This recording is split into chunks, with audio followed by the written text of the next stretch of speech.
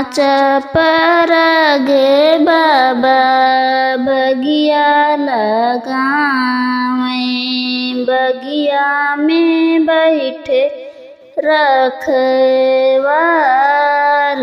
जी। पाँच परगे बाबा बगिया लगावें।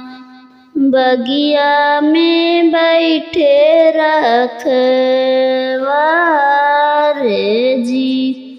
तेहि तारे सीता जी पनवा कतरई। लाऊंगा जे देले डोगारे जी। तेहि तारे सीता जी पनवा कतरई। लाऊंगा जे देले डोगारे जी। पाँच कवारे जौना जेव मोरे स्वामी। जेवना सुफल होई जाई जी। जेवना तव जइहै तोहरे ससुरु राजा दशरथ। और कौशल्या रानी सास जी। जेवना तव जइहै तोहरा लक्ष्मण देवरवा। हमहु चले ने बने बास जी। जेवना तव जइहै तोहरा लक्ष्मण देवरवा। हमहु चले ने बने बास जी। इतनी बचन सुनी सीता रानियावा। मनवा दुखित होई जाई जी।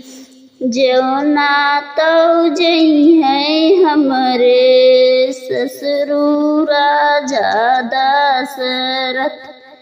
और कौशल्या रानी सास जी।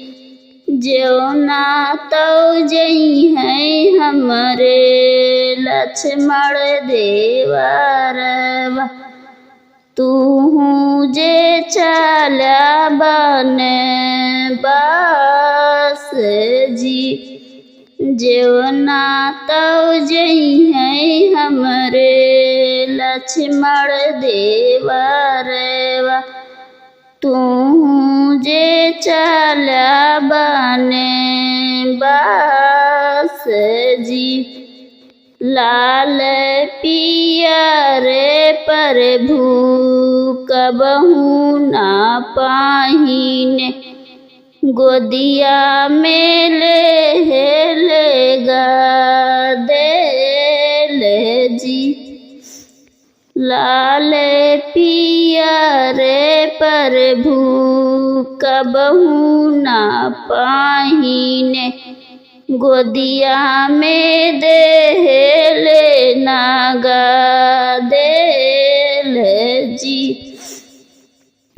तोहरे ने पेट प्रभु कबहू ना सोए।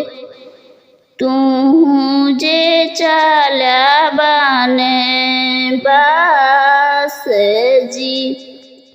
लाल पियर तोहरे बाबा पाहिनी है। गोदिया में लीहू भतीज जी। सखिया सहेलर संग दिनवा बीतायु। सुधिया नाई है हमारे जी। सखिया सहेलर संगे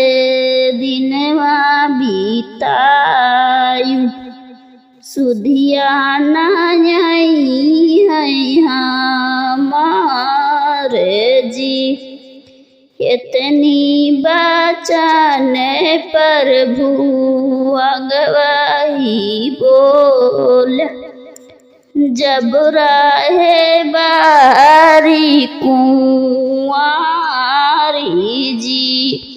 सखिया सहेलर संगे दिनवा बीताई सुधिया नायाउते तो हार जी।